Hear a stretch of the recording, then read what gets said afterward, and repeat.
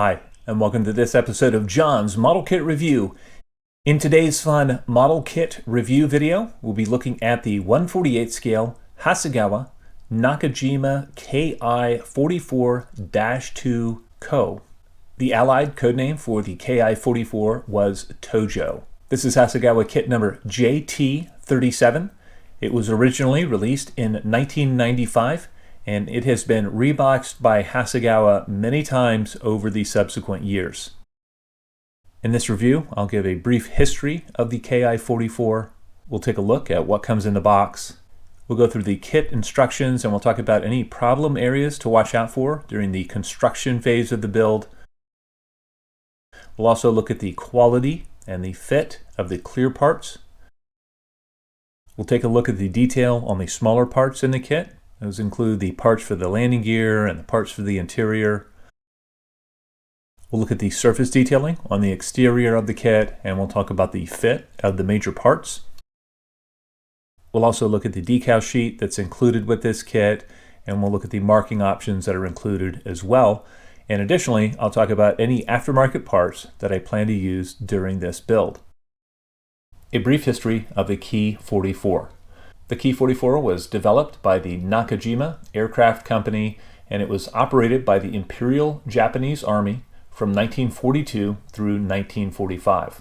The design and development of the Ki44 differed greatly from that of other Japanese fighters of the time, and it incorporated speed and rate of climb in preference to maneuverability.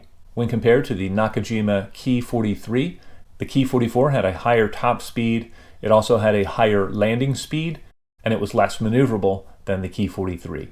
The Ki44 was the fastest climbing Japanese fighter at the time of its introduction. It was also the Imperial Japanese Army's only interceptor type when the U.S. Army Air Force's B-29s began bombing the Japanese mainland in June of 1944. The Ki44 was capable of matching Allied aircraft in climbs and dives, and the armament consisted of either 4 12.7mm machine guns or 2 12.7mm machine guns and 2 20mm cannon in the wings. Production of the Ki44 was terminated in late 1944 in favor of the more advanced Nakajima Ki-44. The Ki44-2 Ko was powered by a 1,440 horsepower Nakajima HA-109 radial engine, and it had a top speed of 378 miles an hour.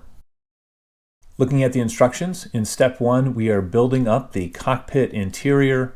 The interior parts in this kit are nicely molded. There's plenty of detail, and honestly there's more detail than you're going to be able to see through the small cockpit opening. And the only addition I would make here is a set of aftermarket seat belts to dress up the interior.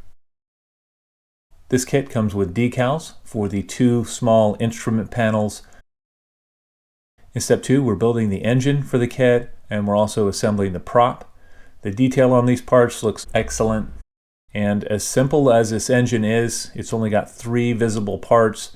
It actually details out very well, and it will look very convincing through the small cowl opening on the finished kit. In step 3, we're joining the fuselage halves around the interior.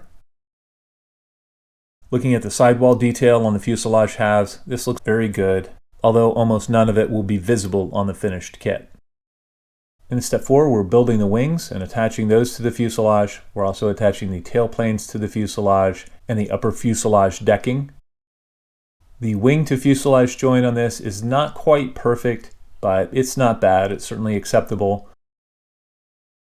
And all the seams on the kit look really nice with a little bit of cleanup. In step 5, we're adding the engine and the prop and the engine cowl to the aircraft. I had to do a little bit of dry fitting and filing to the engine cowl itself to get everything to fit precisely on the front of the aircraft. In step 6, we're building the landing gear. Looking at the landing gear parts, these are very nicely detailed. It's certainly adequate for the scale, and these should look really nice on the finished kit. In step 7, we're assembling the drop tanks. These will require some careful cleanup, but I think they should look good once they're detailed out. In step 8, we're adding the landing gear and the drop tanks and the oil cooler to the underside of the aircraft. I don't anticipate any problems here. In step 9, we're adding the canopy and the rest of the final bits to the airframe. The clear parts on this kit are of excellent quality.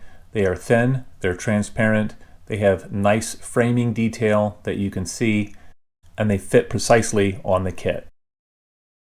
Looking at the marking guide, there are 2 marking options included for this kit.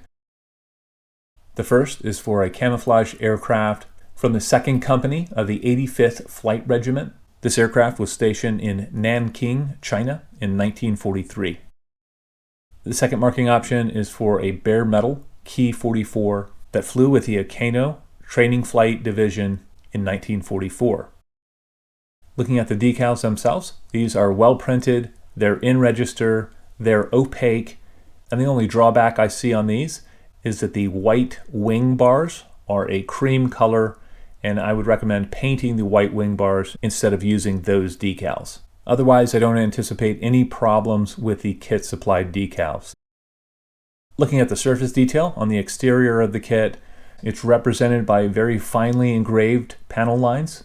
This kit does not feature the extensive riveting that you would find on the older Otaki Ki44, but I think the detail that is there will look beautiful on the finished kit. The fit on the major parts of this kit is very nice. I was able to build up the airframe and get a filler-free build, and the major seams just took a little bit of sanding and polishing to get them to turn out nicely. As I mentioned earlier, I did have to dry fit and file the engine cowl in a couple of places to get a good, precise fit to the front of the airframe. Overall, I think this is an excellent kit. It has stood the test of time very well. This kit still looks right at home on the shelf with more modern kits. It's nicely detailed and not overly parts heavy. I can highly recommend this kit to modelers with a few kits under their belt. I recently reviewed the Otaki Ki44 on this channel. You can click the link above to see that review. This Hasegawa kit is definitely a step above the Otaki kit as far as shape accuracy goes, as far as detail accuracy goes, as far as surface detail accuracy goes as well. And even though this kit is 30 years old as of this review, it is still the best Ki44 in 1/48 scale. Well, I'd love to know what you guys think.